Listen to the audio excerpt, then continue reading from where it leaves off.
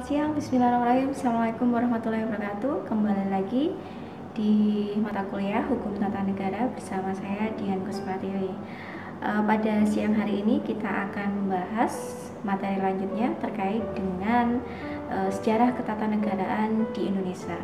Seperti kita ketahui, kalau kita bicara hukum tata negara, maka tidak akan terlepas objek di dalamnya adalah sejarah ketatanegaraan. Nah, jika kita menilik sejarah ketatanegaraan di Indonesia ataupun di negara-negara lain yang ada, maka ini juga tidak bisa terlepas dari Undang-Undang Dasar maupun konstitusi yang berlaku di negara tersebut. Nah, untuk itu kita akan membicarakan sejarah ketatanegaraan di Indonesia dan juga pemberlakuan Undang-Undang Dasar maupun konstitusi yang berlaku di Indonesia dari masa ke masa. Nah, sebelum kita bicara secara ketatanegaraan dan konstitusi atau undang-undang dasar yang berlaku di Indonesia, maka kita perlu mengetahui apa sih sebenarnya konstitusi itu, ataukah undang-undang dasar itu, dan sama atau beda sih undang-undang dasar dan konstitusi itu. Nah, dilihat dari pengertiannya, konstitusi diartikan sebagai kerangka negara atau kerangka hukum yang digunakan untuk dasar penyelenggaraan negara. Pengertian lain terkait dengan konstitusi diartikan sebagai seperangkat aturan hukum yang dijadikan sebagai dasar penyelenggaraan organisasi negara. Nah, kalau kita bicara peristilahan Undang-Undang Dasar, itu juga bisa diartikan sebagai dokumen yang berisi peraturan-peraturan atau aturan hukum yang digunakan sebagai dasar penyelenggaraan negara. Kalau kita bicara istilah Undang-Undang Dasar dan Konstitusi di Indonesia sendiri, istilah itu digunakan saat ini dan juga pada masa lalu. Pada masa lalu kita pernah memakai istilah konstitusi RIS dan kita juga memakai istilah Undang-Undang Dasar.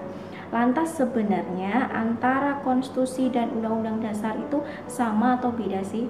Nah, kalau kita bicara konstitusi, karena definisinya adalah seperangkat aturan yang dijadikan dasar sebagai dasar penyelenggaraan negara, maka dalam hal ini konstitusi dimaknai lebih luas dibandingkan undang-undang dasar. Hal ini mengingat dalam konstitusi itu bisa ditafsirkan ada aturan hukum yang sifatnya tertulis dan ada aturan hukum yang sifatnya tidak tertulis. Maka kemudian sering kita sebut sebagai konstitusi tertulis maupun konstitusi tidak tertulis. Nah, sedangkan Undang-Undang Dasar sendiri kalau kita lihat itu berupa dokumen aturan atau seperangkat aturan hukum yang kalau kita lihat dokumen ini pasti itu adalah tertulis. Sehingga kalau dilihat dari cakupannya pun, konstitusi itu tidak hanya bersifat yuridis semata, tapi juga bersifat politis dan juga bersifat sosiologis. Nah, inilah yang kemudian beberapa ahli menyatakan bahwa dilihat dari perbedaannya, cakupan konstitusi lebih luas dibandingkan undang-undang dasar. Sedangkan undang-undang dasar itu merupakan bagian dari konstitusi yang tertulis. Kemudian kalau kita bicara di Indonesia sendiri, pada tahun 1945 Presiden Soekarno juga beserta the founding father yang lain itu mengesahkan Undang-Undang Dasar 1945 sebagai konstitusi di Indonesia atau Undang-Undang Dasar di Indonesia. Nah, kalau kita lihat dari proses pembentukannya, Undang-Undang Dasar ini dibuat dalam jangka waktu yang relatif singkat. Hal ini terjadi karena pada waktu itu Indonesia itu dalam rangka untuk mempersiapkan kemerdekaan. Teman-teman pasti mengetahui syarat terbentuknya negara baru itu tidak hanya adanya rakyat, adanya wilayah, adanya pemerintah yang berdaulat, tapi juga sebelum negara itu dikumandangkan sebagai negara baru perlu sebuah dasar hukum. Nah, dasar hukum dalam arti ini adalah Undang-Undang Dasar 1945. Maka kemudian dalam jangka waktu yang relatif singkat, PPKI dan BPUPKI nama sebelumnya kemudian berubah nama menjadi BPKI, itu membentuk undang-undang dasar dan juga dasar filosofi yang kemudian diketahui bersama dengan nama Pancasila. Nah, pada saat undang-undang dasar ini disahkan, maka the founding father itu sadar bahwa materi muatan yang terdapat dalam undang-undang dasar itu relatif belum sempurna. Oleh karena itu, para pembentuk undang-undang dasar pada waktu itu sepakat bahwa Undang-Undang Dasar 1945 ini sifatnya sementara karena harapannya akan ada Undang-Undang Dasar baru yang akan menggantikan Undang-Undang Dasar 1945 itu. Hal ini juga dipengaruhi karena the founding father sadar dalam jangka waktu yang relatif singkat pastinya substansi yang dimasukkan dalam undang-undang dasar itu belum relatif komprehensif. Oleh karena itu pada saat Indonesia merdeka, sifat dari undang-undang dasar itu sementara dan diharapkan akan ada yang menggantikan. Nah, lebih lanjut, Undang-Undang Dasar 1945 itu dilaksanakan dalam kurun waktu 4 tahun sampai dengan tahun 1949.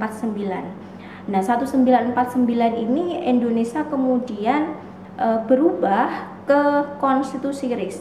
Nah, kalau kita bicara yang melatar belakangi kenapa kok konstitusi RIS ini diberlakukan, hal ini dikarenakan pada waktu itu Indonesia itu kedatangan Belanda. Nah, kedatangan Belanda yang ingin kembali untuk menduduki wilayah Indonesia.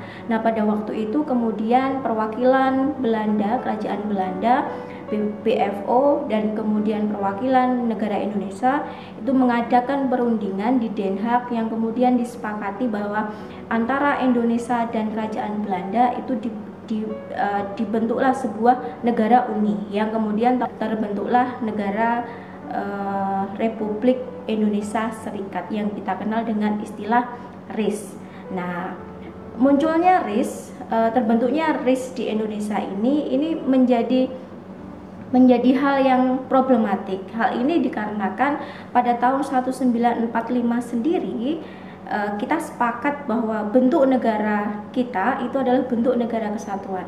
Namun dalam prakteknya tahun 1949 Indonesia tidak berdaya untuk menyetujui bentuk uni, yaitu antara Indonesia dengan kerajaan Belanda yang akhirnya kemudian melahirkan bentuk negara RIS atau serikat ini.